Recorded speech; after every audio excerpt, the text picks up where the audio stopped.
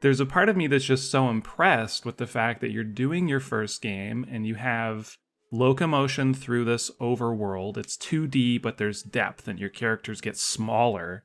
Like, you didn't do a top-down view. You actually did. Characters get smaller as they walk into the background. That's its own challenge. You've got the dialogue system. You have an inventory system.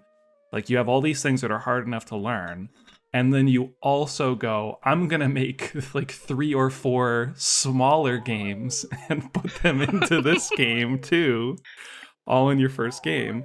So what was that experience as you were doing it and you decided to make those mini games? Did you have a moment where you were thinking, oh crap, I didn't realize how much extra work this would be?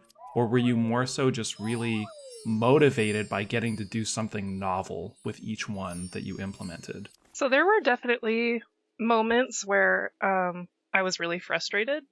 But funnily enough, the game's about a bunny that can't stop crying. And so anytime I was like so angry and couldn't figure something out and started like, crying and being upset about it, there was some levity to that still, because I'm like, looking in a fucking mirror like this bunny's crying back at me. So how upset can I really be?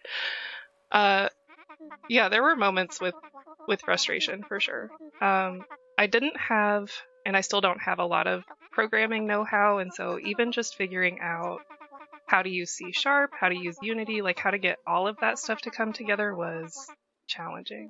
Oh, no kidding, eh? Like, you got to learn so much stuff. So you were bringing in what I would describe as a magnificent artistic ability that you already had.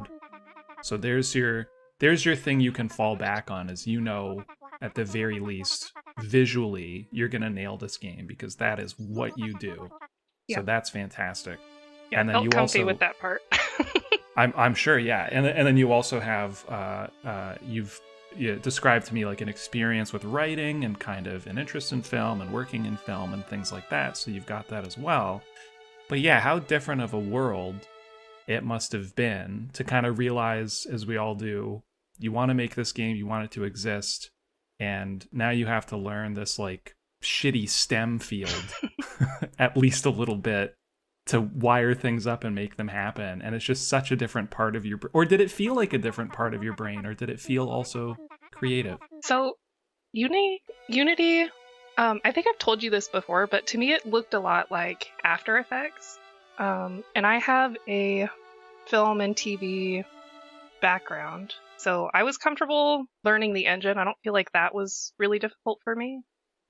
And then honestly, I think the other, like something that was really working in my favor was the production organization experience I had. Like being able to break those tasks down into something that didn't feel like too much to chew for like a week or 2 weeks was really important for not losing my mind. And did you find that also helped in even learning the programming or applying it, where instead of, oh, I have to code a dialogue system, you could think about it in a more granular way? And so like, okay, well, I need there to be text on the screen. I'll figure that out. And then I need that text to type out. And then I need it to type out the currently relevant dialogue message, and then I want it to have a little sound effect when it types. Yeah, exactly. Yeah, going through like that. Yeah, it had to be broken down that way because, like, how else can I understand it? Like, I have to understand what all of those pieces are in order to even think about completing a task like that.